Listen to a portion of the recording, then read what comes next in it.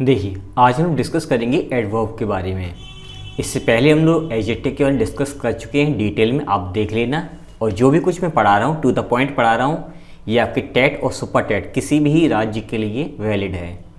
अब एडवर्ब की बात करें तो एडवर्ब बेसिकली आपके 9 तरह के होते हैं, 9 इसके प्रकार होते हैं। हालांकि बहुत सारे बुक्स में अलग अलग टाइप के और भी बढ़ा चढ़ा के दिए हैं, बट आपके टेट के लिए ये 9 ही बहुत ज़्यादा हैं। अब बेसिकली एडवर्ब होता क्या है?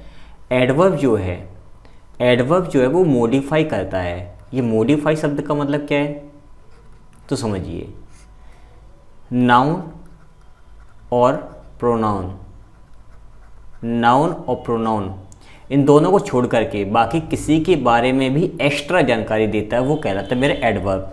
कौन कौन शब्द जिसमें नाउन और प्रोनाउन छोड़ दे तो वर्ब हो जाएगा, कंजंक्शन हो जाएगा, प्रपोजिशन हो जाएगा, खुद एडवर्ब भी हो जाएगा, इंटरजेक्शन हो जाएगा। तो इन सारी चीज़ों के बारे में जो विशेषता बताएगा, विशेषता मतलब क्या है यहाँ पर, कुछ जैसे कि तेज वह दौड़ता है, दौड़ना मेरा काम है। कैसे दौड़ता? तेज दौड़ता, तेज मेरा हो जाएगा एडवर्ब। तो ऐसे ही जो भी शब्द हैं, यानी कि ये सारी लिस्ट, इनके बारे में जो भी कुछ एक्स्ट्रा जानकारी जो देगा वो कहलाएगा मेरा एडवर्ब। तो डिस्कस करते हैं पहले अपनी हेडिंग। तो एडवर्ब ऑफ टाइम, कोई भी ऐसा शब्द जो समय दिखाए, समय के बारे में बताए, वो कहलाता अपना एडवर्ब ऑफ टाइम। ये सिंपली कह सकते हो वो एडवर्ब अपना है, ऐसे समझ लीजिए। नाउ, अब, देन मतलब तब, बिफोर मतलब पहले, आफ्टर बाद में, सिंस का मतलब तब से, एगो मीन्स पहले, सून, ऐसे बहुत सारे शब्द ये, यस्टरडे, टुमारो, ये सारे शब्द, ऑलरेडी, एवर। इनमें से कोई भी वर्ड आपको एग्जाम मिल जाता है, सारे वर्ड याद नहीं करने हैं, सेंस समझना है। जब भी कोई भी शब्द समय के बारे में बताते तो कहलाता है मेरा एडवर्ब। किस टाइप का एडवर्ब है तो टाइम वाला है, टाइम बताएगा तो टाइम वाला है, प्लेस बताएगा तो प्लेस वाला एडवर्ब है। क्लियर? फिर दूसरा, ऐसा कोई भी शब्द जो प्लेस के बारे में बताता है वो कहलाता है एडवर्ब ऑफ प्लेस। जैसे कि हियर मीन्स यहाँ, वहाँ, जहाँ, हेंस, देंस, हिदर और दिदर। ये देखिए, ये सारे जो 4 शब्द हैं बहुत ही ऑब्सोल्यूट हो चुके हैं, ये ऑब्सोल्यूट हैं। ऑब्सोल्यूट का मतलब क्या है? ये चलन में नहीं है, इसलिए इनको इग्नोर कर दो। इनका मतलब अंदर, ये प्रपोजिशन भी है। अगर मैं सेंटेंस के लास्ट में इन यूज़ करता हूँ तो ये मेरी एडवर्ब है, और अगर मैं इनके बाद कोई शब्द और जोड़ देता हूँ तो ये प्रपोजिशन बन जाती है। ये ट्रिक याद कर लो, सेंटेंस के लास्ट में कोई भी प्रपोजिशन आती है बेसिकली जो स्थान के बारे में बताती है तो वो कहलाती है एडवर्ब, और किसी शब्द के पहले प्रपोजिशन है कोई भी हो वो मेरी कहलाती है प्रपोजिशन। क्लियर? तो ये सारे शब्द जब आपको दिख जाएं समझ लेना वो आपके एडवर्ब हैं, क्योंकि ये प्लेस के बारे में बता रहे हैं। एग्जाम में ये कभी नहीं आता कि एडवर्ब प्लेस है कौन सा टाइप का, नहीं, केवल एडवर्ब पूछते हैं, प्रोनाउन है कि नाउन है, बस ऐसे पूछते हैं। फिर उसके बाद एडवर्ब ऑफ नंबर, नंबर का मतलब क्या है देखो, हाउ ऑफन, कितनी बार, once, twice, thrice, often, seldom, frequently, ये रेयरली, मुश्किल से, अगेन, ऑलवेज, ये सब नंबर बताते हैं, फ्रिक्वेंसी बताते हैं। नंबर कौन है? यहाँ पे फ्रिक्वेंसी है, नंबर नहीं है। मैं कहूँ कि वो एक बार आता है तो वंस, कितने बार आता है? एक बार। ये फ्रिक्वेंसी, आवृत्ति बता रहा है, वो ना के बराबर ही आता है। सेल्डम, रेयरली, आता रहता है, हमेशा आता है तो ऑलवेज है, पहली बार आया है फर्स्टली। तो ये सारे आपके कहलाएंगे एडवर्ब। ऐसे ही एडवर्ब ऑफ क्वांटिटी या डिग्री। अब क्वांटिटी और डिग्री क्या होता है? तो जैसे कि टू है, बहुत ज़्यादा, ऑलमोस्ट, फुली, वेरी, इनफ, सो, ऐसे बहुत सारे वर्ड्स हैं जो अपने बताते हैं डिग्री या क्वांटिटी के बारे में, मात्रा के बारे में। एडवर्ब ऑफ मैनर, जो तरीका बताता है, कैसे?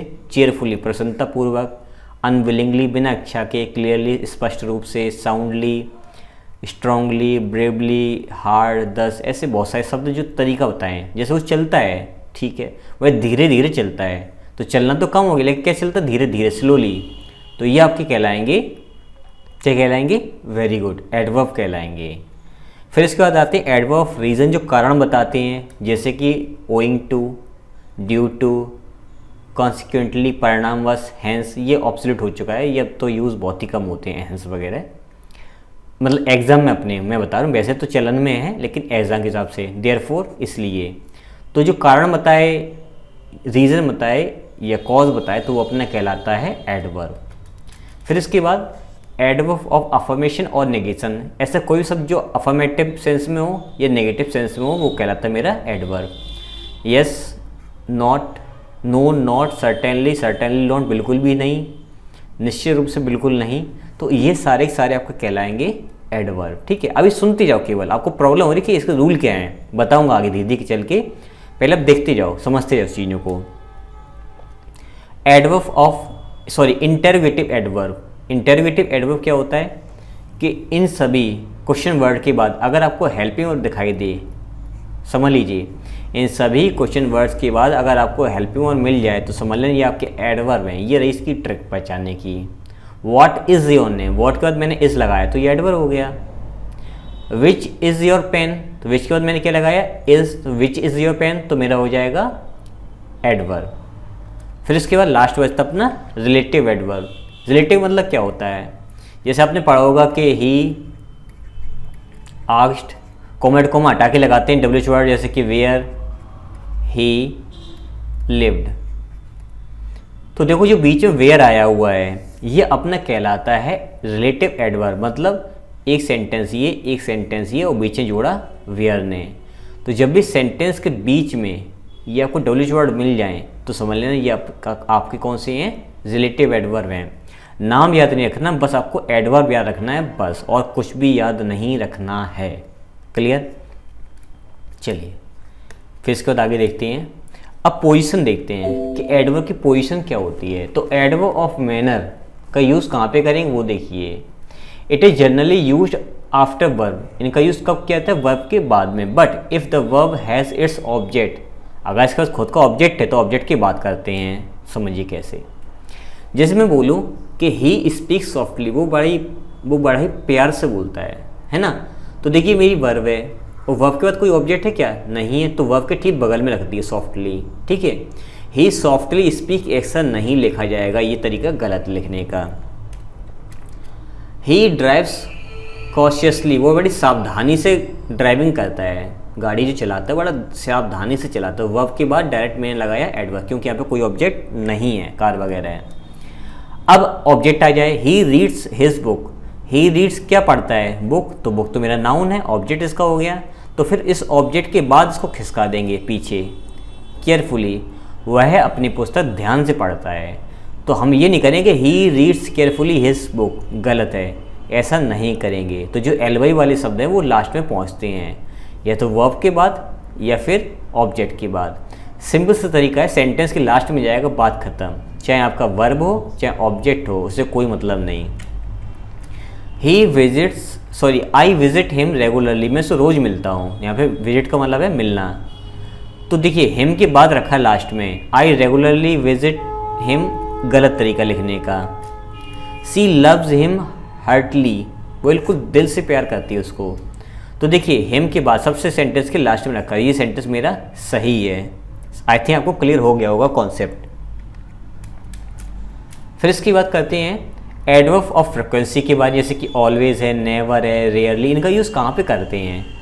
तो इनका यूज़ जो वो हम लोग सब्जेक्ट के बाद और वर्ब से पहले करते हैं। अब वर्ब कौन सी वो समझ लो, अगर हेल्पिंग वर्ब है तो उसके बाद, और अगर मेन वर्ब है तो उसके पहले।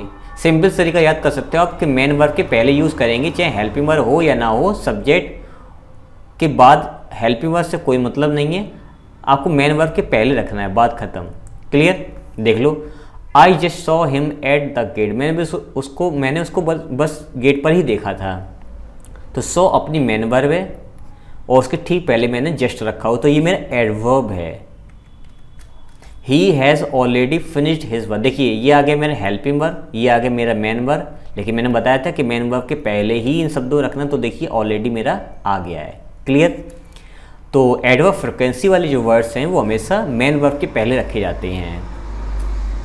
ही has rarely been coming to me, वह मुश्किल से ही मुझसे मिलने आ रहा है काफ़ी टाइम से। यहाँ पे समय को जो है लिखा नहीं गया है, बट यहाँ पे सेंस में हैज़ भी नहीं बता रहा है कि समय के बारे में डिस्कस चल रहा है।